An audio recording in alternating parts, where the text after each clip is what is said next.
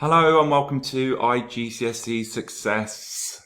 I've received lots of emails asking me to upload the recording of my recent workshop. Unfortunately, I was not able to record the session. However, I found some time out of my busy schedules to record this video, so feel free to have a go at the activities contained within. I will not be reading the insert, but all of the materials you need, including this PowerPoint, should you wish to download it, will be linked in the description box below. Let's get started. So in today's session, we are going to be looking at how to identify powerful words and images chosen by a writer. We are then going to be looking at how to analyze the effect of the words and images chosen by a writer. And lastly, how to structure a response to the writer's effect question. Let's start by looking at the power of language. And I just think it is quite important just to read this out because I think I've said this before, but many, I guess, those more jaded students, the question that I always get is, what is the point of analysing language? Why do we need to do it?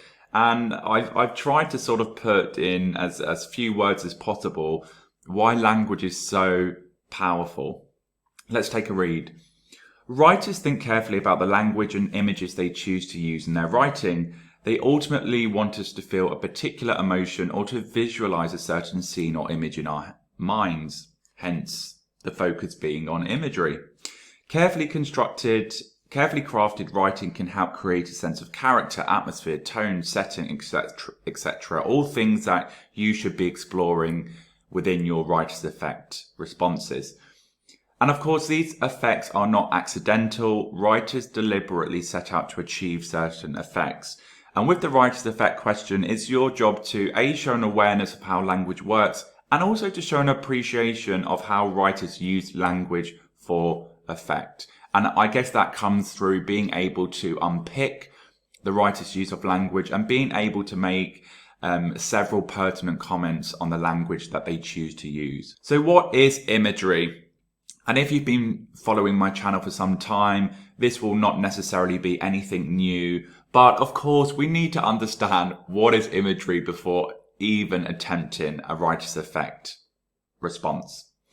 So I often refer to imagery as being this somewhat, I guess, umbrella term. There are many different techniques and things that go underneath that umbrella, I guess.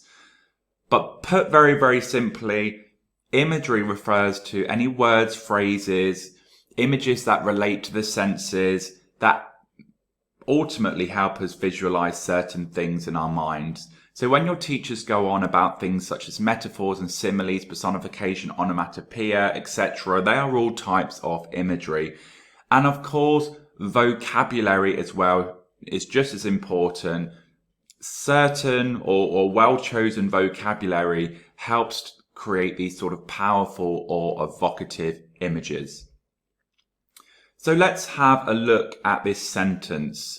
Old light fixtures precariously hung from the ceiling. Hopefully you can see that that adverb precariously, which means that something is not secure, creates this image in our heads of the light fixtures having the potential to fall down. And it's the writer's use of the adverb precariously that creates that image in our heads. Okay, moving on to being able to identify powerful words and images.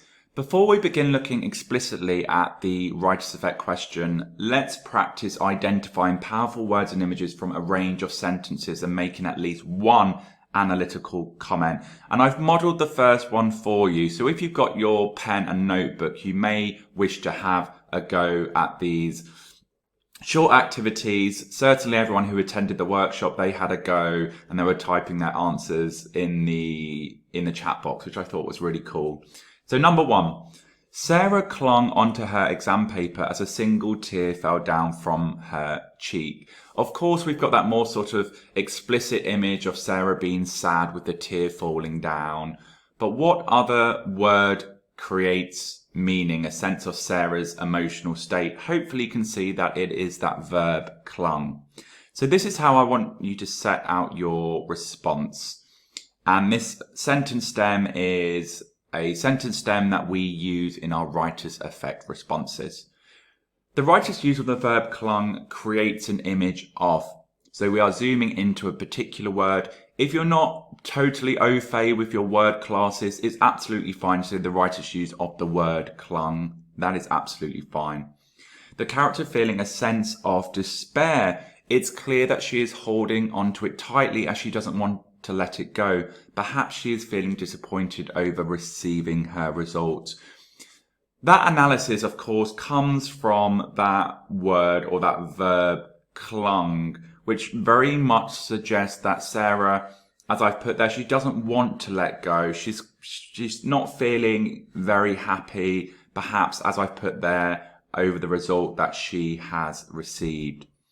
Now, these are the other sentences. So have a go at analysing, or at first identifying one word and then making one analytical comment. So question 2 is, Mr. Rogers launched himself towards the complaints department.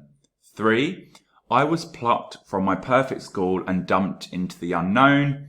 Number 4, the substitute teacher snarled at the student. And number 5, he soon found himself enveloped in darkness. So again, the focus is on identifying that powerful word and then writing at least one analytical comment about that word. So the writer's use of the word or the writer's use of the word class, put it in quotation marks and tell me what it suggests. So it creates an image of. Pause the video now if you want to have a go at those questions. And here are some model responses. You may have different ideas, that's absolutely fine. That is the beauty of language. So number 2, the writer's use of the verb launched creates an image of the character's anger. It's clear that he is making his way towards the complaints department in an aggressive and forceful manner.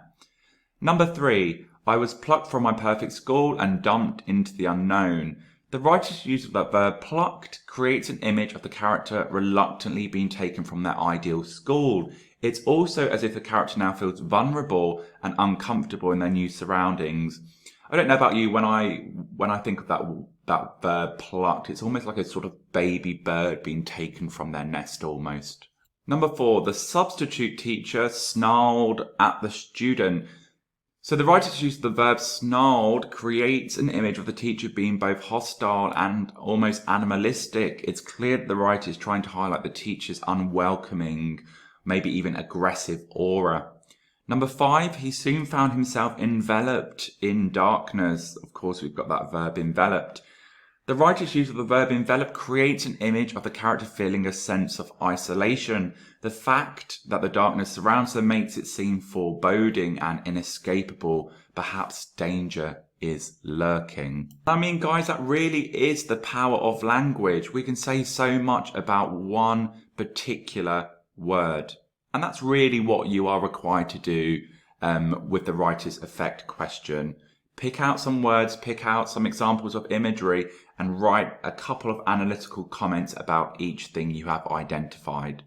Now, the next thing you need to be aware of in order to answer the writer's effect question successfully is this idea about explicit and implicit ideas. And you need to have an awareness of both, particularly with the new questions, where some of them test your understanding of the explicit meaning of words and, of course, the implicit ideas with the writer's effect question and the question that comes before the writer's effect question as well.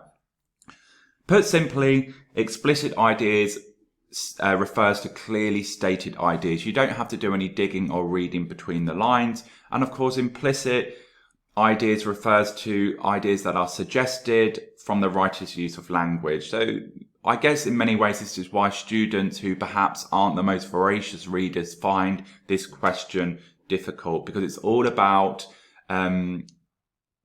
reading the information and making suitable inferences based on what you have read. Okay, so let's have a look at this sentence. The student carefully scanned their Romeo and Juliet revision notes, which were plastered all over their wall. There are a number of things which are clearly stated. We learn that there's a student. Of course, they've studied Romeo and Juliet before. They are presently revising for Romeo and Juliet, and they have revision notes covering their entire wall. But what implicit ideas do we learn about this particular student? Well, we learn that certainly from carefully scanned and that verb plastered, we learn that the student is diligent, studious, hardworking, etc. The student clearly wants to do well.